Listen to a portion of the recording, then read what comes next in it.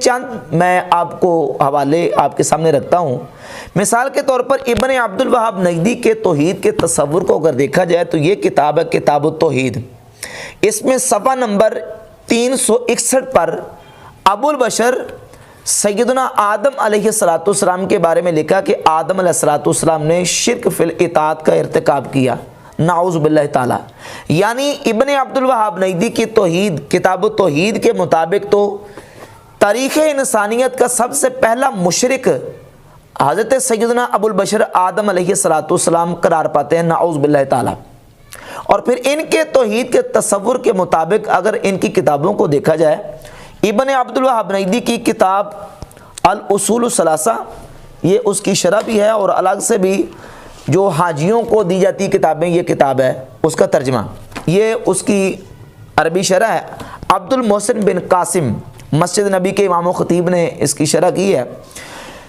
اس میں وَثِيَابَكَ فَطَهِّرْ قرآن مجید کی آیت کا ترجمہ اور اس کی شرح کرتے ہوئے ابن عبد الوہاب نجدی نے لکھا کہ اے طہر اعمالک عن الشرک، کہ اللہ تعالیٰ نبی علیہ السلام کو حکم دے رہا ہے کہ اپنے اعمال کو شرک سے پاک کیجئے، اپنے اعمال کو شرک سے پاک کیجئے۔ اور یہ کتاب ہے المجموعۃ المفیدہ۔ المجموعۃ المفیدہ کا ترجمہ جو ہے وہ مجموعہ مفیدہ، مفید مجموعہ کے نام سے، اس کے صفحہ نمبر 39 پر لکھتے ہیں کہ وَثِيَابَكَ فَطَهِّرْ کا کیا معنی ہے؟ جواب، اس کا معنی ہے اپنے رب کی عظمت کو توحید کے ساتھ بیان کیجئے اور اپنے اعمال کو شرک سے پاک کیجئے، اپنے اعمال کو شرک سے پاک کیجئے۔ وَالرُّجْزَ فَاهْجُرْ کا کیا معنی ہے؟ تو جواب، اس کا معنی ہے بتوں کو چھوڑ دیجئے اور بت پرستوں سے اپنے آپ کو الگ تھلگ کر لیجئے۔ سوال، نبی صلی اللہ علیہ وسلم اس حالت میں کتنے دن تک رہے؟ اس کا جواب لکھا کہ 10 سال تک، اس کے بعد معراج ہوئی۔ یعنی نبی کریم صلی اللہ علیہ وآلہ وسلم 10 سال اسی حالت میں رہے، اور پھر اللہ رب العزت نے آپ کو معراج کرویا۔ اور یہ جو حکم ہے وَثِيَابَكَ فَطَهِّرْ، اپنے کپڑوں کو پاک رکھیے، اس کا ترجمہ یہ کیا کہ اپنے اعمال کو شرک سے پاک کیجیے، العیاذ باللہ تعالی۔ اور ابن عبد الوہاب نجدی کے آنے سے پہلے حالات کا ذکر کرتے ہوئے ابن عبد الوہاب نجدی کے پوتے عبد الرحمن بن حسن بن محمد بن عبد الوہاب نجدی نے اپنی کتاب فتح المجید شرح کتاب التوحید کے صفحہ نمبر کتاب توحید کے صفحہ نمبر 6 پر لکھا ہے کہ ابن عبد الوہاب نجدی نے کیا کارنامہ سر انجام دیا۔ لکھتا ہے کہ وَتَصَدَّى لِدَعْوَةِ أَهْلِ نَجْدٍ إِلَى التَّوْحِيدِ الَّذِي هُوَ أَسَاسُ الْإِسْلَامِ وَالْإِيمَانِ، کہ ابن عبد الوہاب نجدی نے نجد والوں کو توحید کی دعوت دی جو کہ اسلام کی بنیاد اور اساس ہے۔ وَنَهَاهُمْ عَنْ عِبَادَةِ الْأَشْجَارِ وَالْأَحْجَارِ وَالْقُبُورِ وَالطَّوَاغِيطِ وَالْأَوْثَانِ، اور ابن عبد الوہاب نجدی نے اس وقت کے لوگوں کو، مسلمانوں کو، پتھروں کی، قبروں کی، درختوں کی، شیطانوں کی اور بتوں کی عبادت سے روکا۔ یعنی ابن عبد الوہاب نجدی کے آنے سے پہلے اس وقت مسلمان درختوں کی، پتھروں کی اور شیطانوں کی اور بتوں کی عبادت کرتے تھے، اور ابن عبد الوہاب نجدی نے آ کے روکا۔ جزیرہ عرب کے لوگ عبادت کرتے تھے، العیاذ باللہ تعالی۔ اور ایک اور حوالہ، یہ کتاب اثر الدعوۃ السلفیہ فی توحید المملکۃ العربیہ السعودیہ، اس کے صفحہ نمبر 23 پر جامعہ اسلامیہ جو کہ مدینہ شریف میں بہت بڑی یونیورسٹی ہے، اس کے استاذ حمود بن احمد الرحیلی لکھتے ہیں کہ ابن عبد الوہاب نجدی جب آیا، لکھتا نشأ الامام العلامہ والداعیۃ المجدد شیخ الاسلام محمد بن عبد الوہاب ابن سلیمان التمیمی فی القرن الثانی عشر، کہ محمد بن عبد الوہاب نجدی مجدد 12ویں صدی میں آیا، فی زمن، ایسے زمانے میں، اشتدت فیہ غربت الاسلام، کہ جس وقت اسلام بالکل اجنبی ہو چکا تھا، وغلب علی اہلہ الجہل والبدع والخرافات، اور وہاں کے رہنے والے بدعت، جہالت اور خرافات میں پڑے ہوئے تھے، وعبادت الانبیاء والصالحین والاشجار والاحجار، اور وہاں کے لوگوں پر نبیوں کی عبادت، صالحین کی عبادت اور درختوں اور پتھروں کی عبادت کا غلبہ ہو چکا تھا۔ وہاں کے جو مسلمان تھے وہ نبیوں کی، صالحین کی اور پتھروں کی اور درختوں کی عبادت کرتے تھے۔ یہ ان کی توحید کا تصور ہے کہ ان کی توحید کے تصور کے مطابق اولیاء اللہ، صالحین کے مزارات اور ان کی قبروں کی تعظیم کرنا بھی ان کی عبادت ہے۔ اور میں نے عرض کیا کہ جو شرک کے تیر انہوں نے پھینکے ہیں اس سے تو پوری امت مسلمہ کا جسم متاثر ہوتا ہے، پوری دنیا اسلام میں جہاں جہاں اسلامی ممالک موجود ہیں، پوری دنیا میں جہاں جہاں کہیں جہاں مسلمان آباد ہیں، وہاں صالحین کے مزارات موجود ہیں، ان کی قبریں موجود ہیں، اور وہاں اہل ایمان اہل اسلام جو سنی العقیدہ لوگ ہیں وہ ان کی قبور سے، ان کے مزارات سے تبرک حاصل کرتے ہیں۔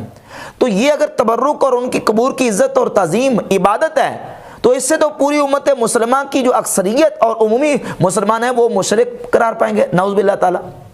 اور پھر یہ صرف صالحین کی قبروں تک نہیں، بلکہ یہ دیکھیں تحذیر الساجد، ناصر الدین البانی کی کتاب، اس کتاب کے صفحہ نمبر 99 پر ناصر الدین البانی لے کر میں 1368 میں جب مسجد نبی شریف کی حاضری کے لیے گیا تو میں نے وہاں دیکھا کہ ایک روضہ رسول کے پیچھے ایک جو نا وہ دیوار اٹھی ہوئی ہے، اور وہاں لوگ جاتے ہیں اور وہاں لوگ تبرک کے لیے نماز پڑھتے ہیں، اور یہ سمجھتے ہیں کہ اشارۃ الی ان ھذا مکان خاص للصلاۃ وراء القبر، یہ اشارہ ہے کہ یہ جو مکان خاص ہے قبر شریف کے پیچھے نماز پڑھنے کے لیے۔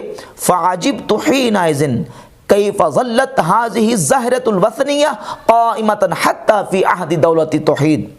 ناصر الدین البانی لکھتا کہ میں بڑا متعجب ہوا کہ یہ کھلی اور ظاہر بت پرستی مسلمانوں کے ملک میں ہو رہی ہے، یعنی روضہ رسول کے پاس اور اصحاب صفہ کے چبوترے پہ جا کے نماز پڑھنا، اس کو بھی ظاہر بت پرستی، ظاہر قبر پرستی نعوذ باللہ تعالی قرار دے کے ناصر الدین البانی کہتا کہ ہذہ ظاہرۃ الوثنیہ، یہ کھلی بت پرستی مسلمانوں کے ملک میں ہو رہی ہے، اس تبرک کو کھلی بت پرستی قرار دے رہا ہے۔ یہ ان کے جو خود ساختہ توحید کا تصور ہے اس کے مطابق بات کہاں تک جاتی ہے۔ اور پھر اس سے آگے یہ کتاب ہے شرح صدور بتحریم رفع القبور، قاضی شوکانی کی، اس کتاب کے صفحہ نمبر 35 پر حاشیے میں لکھا ہے نبی کریم صلی اللہ علیہ وآلہ وسلم کے مزار پر انوار و حضور کی قبر شریف کے بارے میں لکھا ہے فالقبر المعظم المقدس وثن وصنم بكل معانی الوثنیہ، کہ رسول اللہ صلی اللہ علیہ وآلہ وسلم کی قبر مقدس معظم جو ہے وہ ہر اعتبار سے بت ہے، نعوذ باللہ تعالی۔ لو کان الناس یعقلون، اگرچہ لوگ عقل نہیں رکھتے۔ تو آپ اندازہ کریں کہ ان کے شرک کے فتووں سے اور ان کی جو خود ساختہ توحید جو انہوں نے اپنا معیار قائم کیا ہوا ہے اس سے تو امت مسلمہ کی مجموعی اور اکثری تعداد جو ہے وہ مشرک قرار پاتی ہے۔ اور یہی بات اسماعیل دہلوی نے اپنی کتاب تقویۃ الایمان کے صفحہ نمبر 23 پر لکھی ہے، لکھتا ہے کہ اول کہتا ہے کہ سننا چاہیے کہ شرک لوگوں میں بہت پھیل رہا ہے اور اصل توحید نیاب، یعنی مسلمانوں میں شرک بہت زیادہ آ چکا ہے اور اصل توحید نیاب، توحید بالکل تھوڑی سی رہ گئی ہے۔ حالانکہ قرآن مجید اور احادیث طیبات آپ پڑھ کے دیکھیں، نبی پاک صلی اللہ تعالیٰ علیہ وآلہ وسلم کی امت مصطفیٰ یہ خیر امت ہے، یہ امت وسط ہے۔ سورہ آل عمران کی آیت نمبر 110 میں اللہ رب العزت فرماتا ہے کہ کنتم خیر امت اخرجت للناس، تم بہترین امت ہو جو لوگوں کے لیے نکالی گئی۔ اور سورۃ البقرہ کی آیت نمبر 143 میں وَكَذَلِكَ جَعَلْنَاكُمْ أُمَّةً وَسَطًا، اور ایسے ہی ہم نے تمہیں امت وسط بنایا، امت وسط بنایا لِتَكُونُوا شُهَدَاءَ عَلَى النَّاسِ، تاکہ تم لوگوں پر گواہ ہو جاؤ۔ اب یہ امت خیر ہے، امت وسط ہے۔ اور نبی پاک صلی اللہ تعالیٰ علیہ وآلہ وسلم ارشاد فرماتے ہیں، صحیح بخاری کی 6528 نمبر حدیث ہے، فرماتے ہیں کہ کل جنتی جو جنت میں داخل ہوں گے، حضور فرماتے ہیں اس ذات کی قسم جس کے دست قدرت میں میری جان ہے، میری امت آدھے جنتی وہ ہوں گے جو میری امت کے لوگ ہوں گے، یعنی امت کی فضیلت بیان فرمائی رسالت امام صلی اللہ علیہ وسلم نے۔ اور حضور علیہ الصلوۃ والسلام کی حدیث جامع ترمذی میں 2546 نمبر اور سنن ابن ماجہ میں 4299 نمبر، حضور فرماتے اہل الجنت 20 و 100 صف، جنتیوں کی 120 صفیں ہوں گی، 80 من هذه الامه و40 من سائر الامم، 80 صفیں صرف اس امت کی ہوں گی، 100 کل نبیوں کی امتوں کی صفیں 120 ہوں گی، اور ان میں سے جو ہے وہ 80 صفیں اس امت کی اور 40 صفیں جو ہے وہ باقی امتوں کی ہوں گی۔ یہ اس امت کی فضیلت ہے۔ اور ان کے عقیدے کے مطابق جو ہے نا وہ امت کا مجموعی اور جو امت کا جو اکثری اور جو اغلبی حصہ ہے وہ نعوذ باللہ شرک میں گرفتار ہو چکا ہے۔ تو اس سے تو نعوذ باللہ تعالیٰ اس امت کا امت خیر ہونا تو ختم ہو گیا، پھر یہ تو معاذ اللہ پھر امت شر ٹھہرے گی، امت شرک ٹھہرے گی، حالانکہ یہ امت توحید ہے، امت وسط اور امت خیر ہے، اور یہ امت شر اور امت شرک نہیں ہے۔ اور ایک اور حدیث جامع ترمذی میں 2869 ہے، رسالت امام صلی اللہ علیہ وآلہ وسلم نے ارشاد فرمایا مثل امتی مثل المطر، میری امت کی مثال بارش کی طرح ہے، لا یدرا اولہ خیر ام آخرہ، حضور فرماتے ہیں کہ یہ معلوم نہیں کیا جا سکتا، لا یدرا اولہ خیر ام آخرہ، کہ اس کا اول بہتر ہے یا اس کا آخر بہتر ہے، یعنی یہ امت جو ہے یہ امت خیر ہے، یہ اس امت کی فضیلت ہے۔ تو نبی کریم صلی اللہ علیہ وآلہ وسلم نے اس امت کی خیریت بھی بیان فرمائی، اور جو امت پر حضور کو اندیشہ تھا اور جو حضور کو امت پر کوئی خوف تھا اس کا واضح طور پر بیان فرما دیا۔ اس سے پہلے یہ بات سمجھیں کہ شرک کا جو اطلاق ہے وہ دو چیزوں پہ کیا جاتا ہے، شرک جلی، شرک اکبر، یعنی اللہ رب العزت کی ذات کے ساتھ کسی کو شریک ٹھہرانا، اللہ کی عبادت میں کسی کو اللہ کا شریک ٹھہرانا، اس کو شرک اکبر کہا جاتا ہے، شرک جلی، شرک اعتقادی۔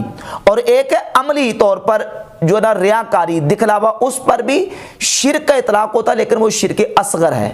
بحث ہماری شرک اصغر کے بارے میں نہیں ہے کہ امت ریاکاری کرے گی یا نہیں کرے گی، امت میں اعمال میں لوگ دکھلاوا کریں گے یا نہیں کریں گے، یہ تو بہت جو ہے نا وہ کامن ہے، یعنی وہ چاہے دیوبندی ہوں، وہابی ہوں، سنی ہوں، شیعہ ہوں، یہ سارے ظاہر ہے کہ اس میں دکھلاوا ہو سکتا ہے۔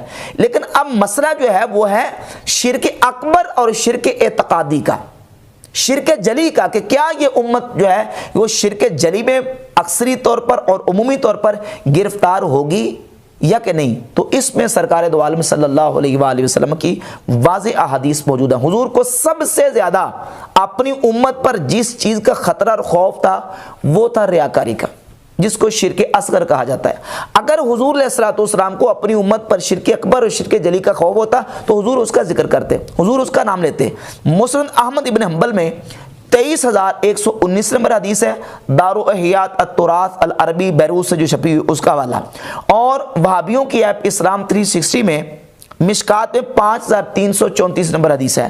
رسالت امام صلی اللہ علیہ وآلہ وسلم کے صحابی حضرت محمود بن لبید رضی اللہ تعالیٰ فرماتے ہیں کہ نبی پاک صلی اللہ علیہ وآلہ وسلم نے فرمایا ان اخوف ما اخاف علیکم الشرک الاصغر، مجھے تم پر سب سے زیادہ جس چیز کا خوف ہے وہ ہے شرک اصغر۔ صحابہ نے عرض کی یا رسول اللہ ما الشرک الاصغر، شرک اصغر کیا ہے؟ قال الریا، تو نبی کریم صلی اللہ علیہ وآلہ وسلم نے فرمایا ریاکاری، یعنی مجھے سب سے زیادہ تم پر جس چیز کا خوف ہے وہ کیا ہے؟ ریاکاری۔ اگر حضور کو اپنی امت پر شرک اکبر یا شرک جلی کا خوف ہوتا تو سرکار یہ فرما سکتے تھے کہ مجھے تم پر سب سے زیادہ شرک اکبر کا خوف ہے، کہ تم درختوں کی پوجا کرو گے، تم جو ہے وہ پتھروں کی پوجا کرو گے، تم قبروں کی عبادت کرو گے، نہیں فرمایا، ایسے نہیں فرمایا، بلکہ فرمایا کہ مجھے تم پر سب سے زیادہ خوف جو ہے وہ ریاکاری کا ہے۔ اب سوال یہ پیدا ہوتا ہے کہ کیا شرک اکبر کا اپنی امت پر خوف ہے؟ اس پر کوئی حضور علیہ الصلوۃ والسلام کا فرمان موجود ہے؟ تو صحیح بخاری اور صحیح مسلم کی متفق علیہ، صحیح بخاری میں 6 مقامات پر یہ حدیث ہے، اس میں سے 1344 نمبر، اور صحیح مسلم میں 2296 نمبر متعدد مقامات پہ یہ حدیث موجود ہے کہ نبی کریم صلی اللہ علیہ وآلہ وسلم نے اللہ کی قسم بیان کر کے فرمایا انی واللہ ما اخاف ان تشرکوا بعدی، ما اخاف علیکم ان تشرکوا بعدی، فرمایا مجھے اللہ کی قسم مجھے اس بات کا تم پر خوف نہیں ہے کہ تم میرے بعد شرک کرو گے، ولیکن ان تنافسوا فیہا، ہاں مگر یہ کہ تم دنیا میں پھنس جاؤ گے، دنیا کی محبت میں پڑ جاؤ گے، یا دنیا کا تم پر مجھے خوف ہے، لیکن تمہارے اوپر مجھے اس بات کا خوف نہیں ہے کہ تم میرے بعد شرک میں پڑ جاؤ گے یا شرک میں مبتلا ہو جاؤ گے۔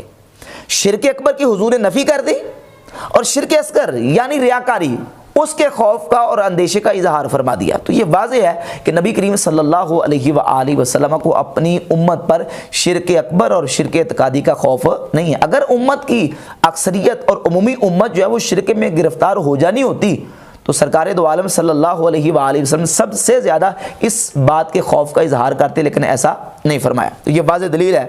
اور اس کے ساتھ ساتھ ایک حدیث صحیح مسلم میں، مسند احمد ابن حنبل میں اور جامع ترمذی میں اور دیگر कुतुब हदीस में सही हदीस है, मुतअद्दिद तुर्क के साथ मुख्तलिफ अल्फाज के साथ ये हदीस है।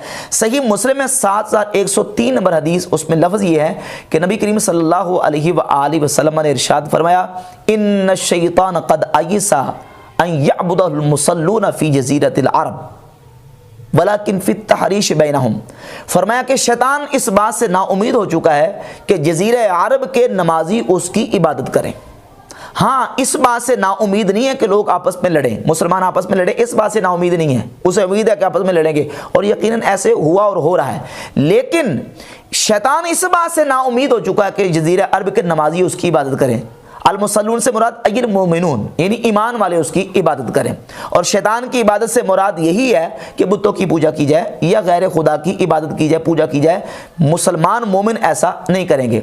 और जामे तिरमिज़ी में जो हदीस है, जामे तिरमिज़ी में तो वाज़े जो अल्फाज हैं, नबी पाक सल्लल्लाहु ताला अलैहि वसल्लम के सहाबी हज़रत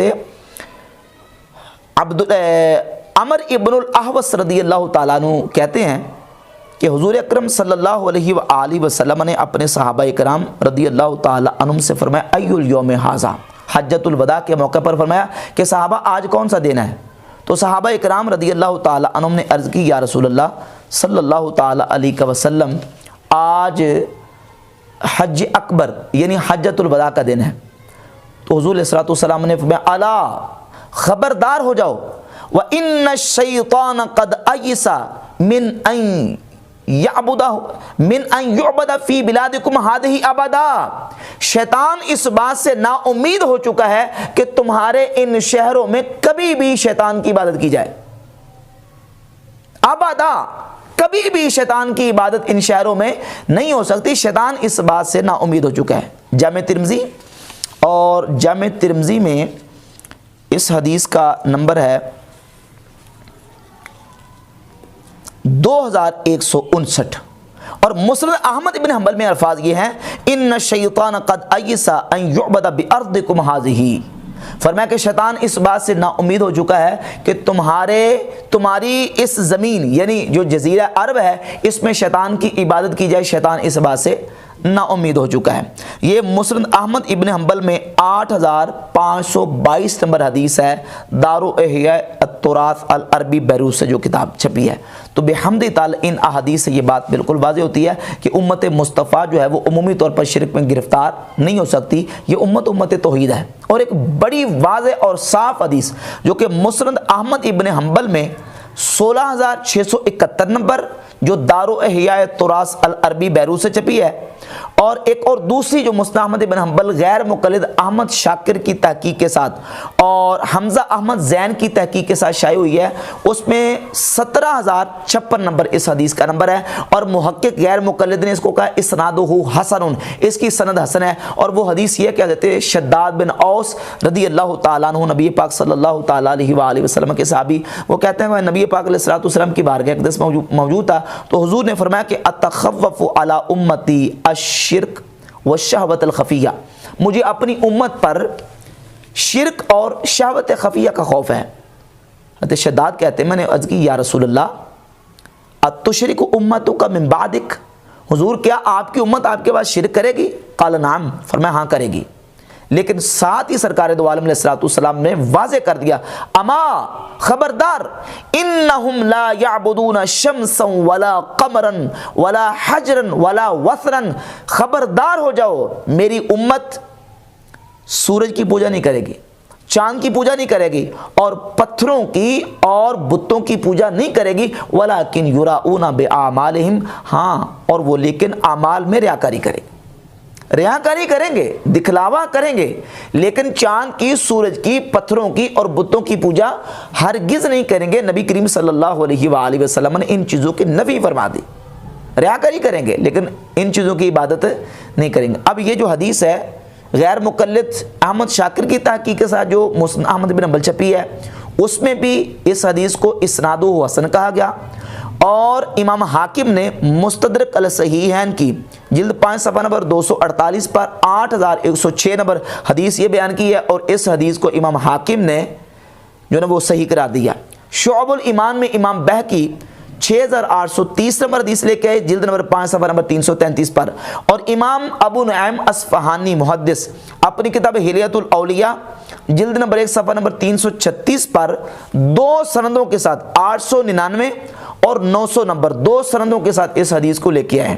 مضمون اس حدیث کا ملتا ہے اور اس حدیث کی 2 سندیں۔ اب اس میں ایک راوی ہے عبد الواحد بن زید۔